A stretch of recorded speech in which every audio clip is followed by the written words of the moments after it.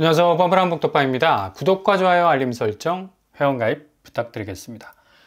스트레스 DSR 2단계 실행이 되면서 1억 연봉자도 국내 은행에서 받을 수 있는 주담대 한도는 대략 9천만 원 이상 감소하는 것으로 나타나고 있는데 상당히 파이가 줄어드는 것으로 보이죠. 그 정도로 급감하는 모습을 보이고 있는데 적게는 대략 5천만 원 정도 줄어버리고 많게는 9천만 원 정도가 삭감이 된다는 얘기인데요. 물론 변동금리로 주담대를 받는 경우로 계산을 한 거라서 이 변동성의 유무는 있을 수 있겠습니다. 그러나 확실히 대출 파이가 눈에 띌 정도로 줄어버리는 건데 이렇게 지금 대출 규제가 아주 촘촘하게 작동이 되고 있는 상황이라 할 수가 있겠고요. 은행별 이 대출 한도 감소폭이 제일 높은 곳이 바로 농협이죠. 농협은 대출 한도가 9,300만 원 정도 줄어들게 되고 신한은행은 6,900만 원 수준, 그리고 국민은행 6,500만 원, 우리은행이 6,400만 원 정도, 그리고 하나은행이 5,700만 원 정도입니다. 2단계 DSR이 시작된 이후로 대출 파이가 확실히 체감적으로 느껴질 정도로 많이 줄어가는 것을 볼 수가 있습니다. 보통 4% 금리에 40년 정도의 적용을 받게 되는 케이스를 많이 선택을 하는데 거의 반백년에 가까운 40년 대출도 정말 한평생 지고 가야 하는 아주 고난의 가시밭길이 될 수도 있다는 얘기죠. 대략 샘플로 따져보면 대출금을 좀 전에 말씀드린 4%대 40년으로 받는다 치더라도 5억을 대출받으면요 월 268만 원 정도의 원금이자 내셔야 됩니다. 거의 300이 월급이 통장에 꽂히는 즉시 매달 빠져나가는 거죠. 이거 그냥 숨 쉬는 것만으로 액수가 순삭이 되는 것이기 때문에 개인적인 재정 파일에서는 상당히 뼈아픈 대목일 수 있겠고요. 근데 5억 대출로는 지금 서울 아파트 사기가 턱없이 부족하죠. 이른바 10억 가까운 대출을 일으키게 된다면 월 536만 원의 원금 이자분이 나가게 됩니다. 한 달에 거의 500만 원이 숨만 쉬는데 빠져나간다고 한번 생각을 해보세요. 아찔하죠. 그것도 내가 산 집이 반드시 오를 거라는 신념 하나로 매달 그렇게 빠져나가는 액수를 견딘다는 건 정말 고통스러운 일이 될 수밖에 없는 거고, 그냥 오로지 매달 그렇게 빠져나가는 액수의 실체를 점검하느라고 잠도 오지 않을 겁니다. 게다가 내가 그렇게 무모하게 땡겼던 대출금과 별도로 내가 산 집이 시세가 거의 갑자기 반토막이 나는 시련이 닥치게 되면 이거 답이 없는 거죠. 노답입니다. 노답. 그때부터는 온 세상 자신의 삶이 진자의 진동처럼 흔들리기 시작을 해서 어떤 초점도 제대로 잡을 수가 없는 대광탈의 시간이 이어지게 되는데, 더 나아가서 15억 대출 받았다 치면 한 달에 800만 원 넘어갑니다. 기가 막히죠.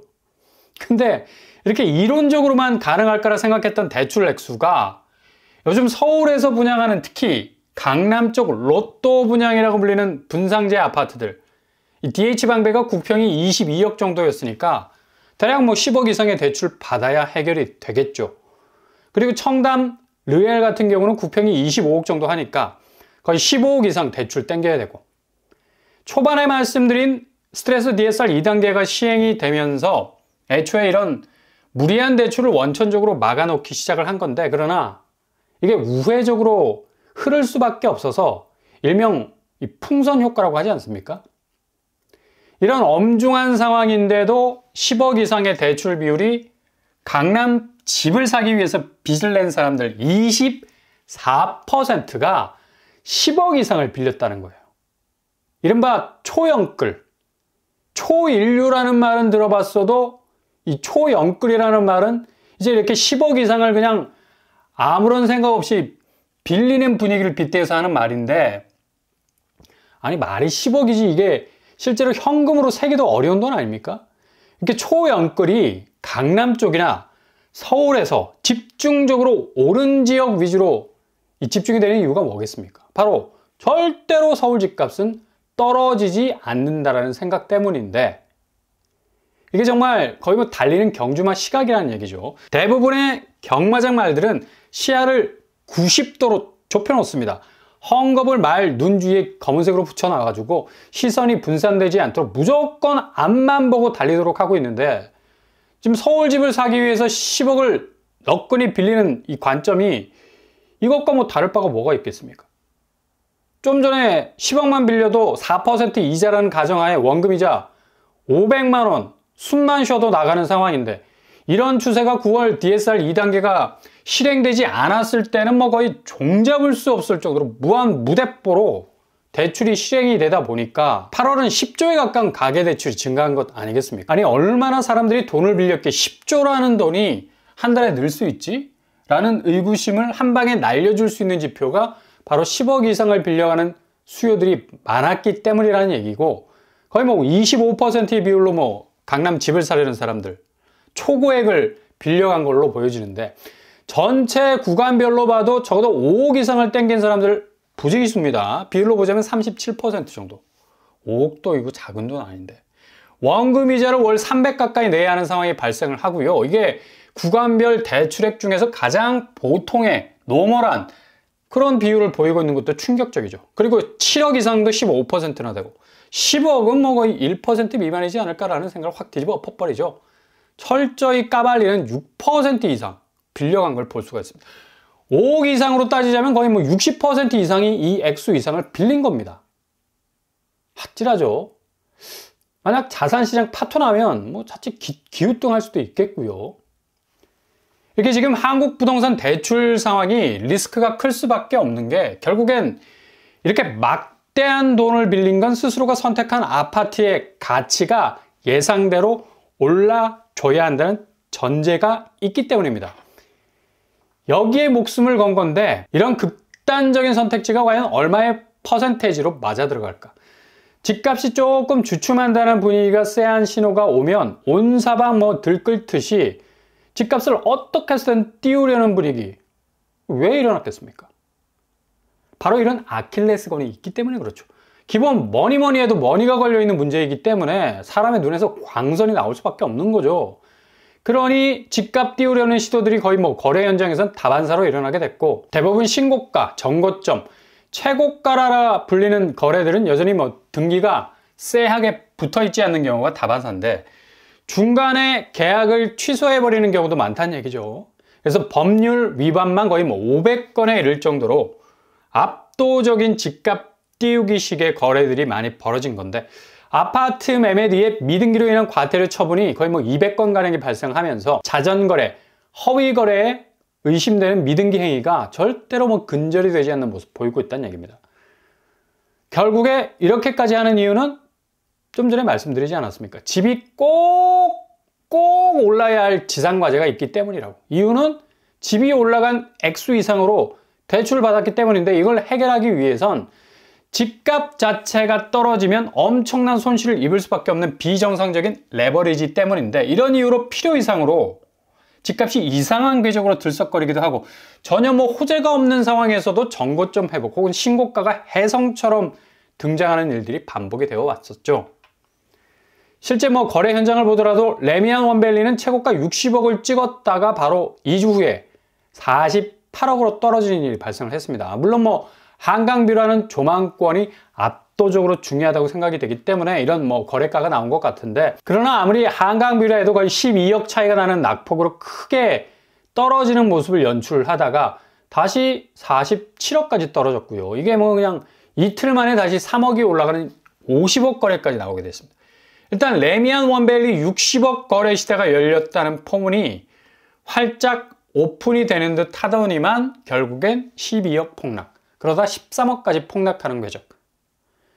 역시 한강뷰에 대한 가치에 몰빵을 한 이 매수자가 나서서 산 걸로 보이기도 하지만, 너무 가격이 널뛰기를 한 것으로 보이고요. 그리고 5월달 거래 이력만 보더라도 등기 취소가 뭐 거의 반복적으로 이어지는 경우를 볼 수가 있죠. 그래서 이렇게 상급지 거래들은 대출 한도가 거의 천장을 뚫어버리는 수준이기 때문에 그만큼 무리를 한 이후에 집값 가치의 추이가 중요하다는 얘기죠. 그래서 이런 현상들이 일어날 수밖에 없는 건데, 이거 서울 대부분의 상급지에서 아주 일상적으로 일어나고 있는 일입니다.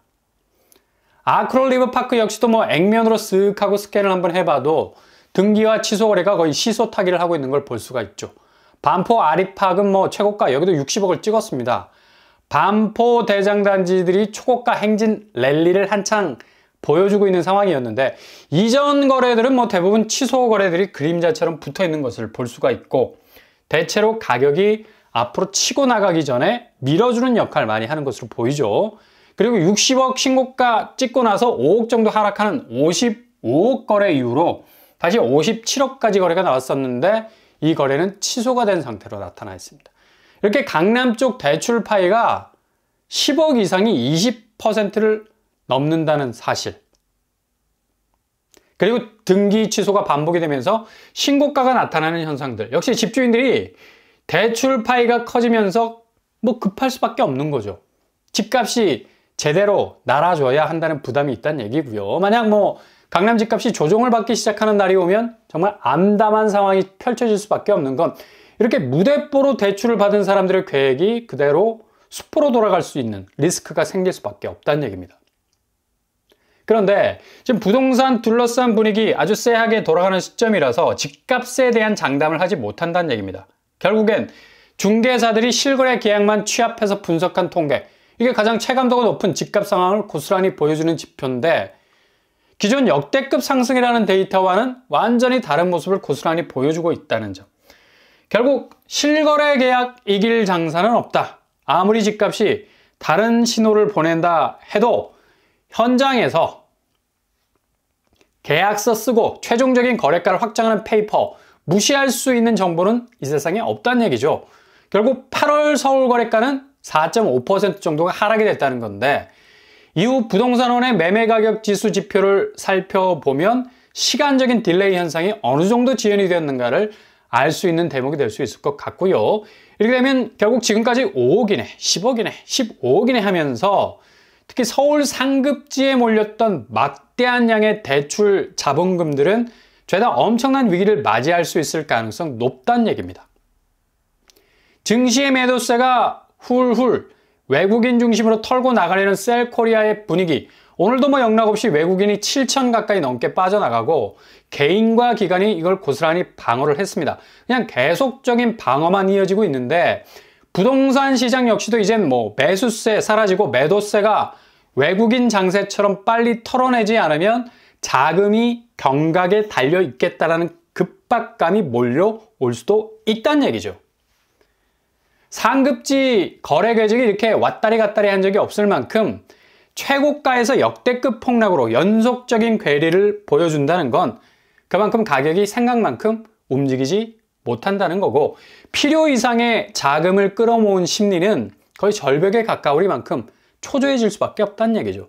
증시에서 외국인들이 여유롭게 셀코리아 하고 있는 거 아니죠. 어떻게 해서든 급하게 빠져나가고 있는 건데 결국 금융시장의 혼조세 반드시 급격하게 찾아올 거라는 분석이 우세하고 동반해서 부동산에서도 상급지에서 초조함을 이기지 못한 심리가 본전이라도 치자는 마음으로 투매에 가까운 물건들을 던질 가능성도 어느 때보다도 크다는 걸 예측해 볼 수 있겠습니다. 그만큼 지금 대출 현황도 나쁘고 파이도 줄어들었고 빌린 만큼 빚을 쳐낼 수 있는 집값의 상승세는 오히려 마이너스로 빠지고 있으니까 이후 부동산 시장은 확연히 꺾이는 모습으로 가을장의 모습에 본격 나타날 것으로 보입니다.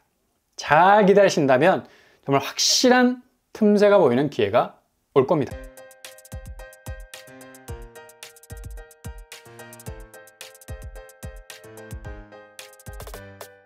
오늘의 부동산 캐릭터처 대출 추이가 꺾인다 했지만 결국 기본적으로 5억 이상을 받은 사람들의 비율과 10억 이상의 비율이 거의 뭐 60% 이상을 차지할 정도로 부채 수준은 거의 극악입니다.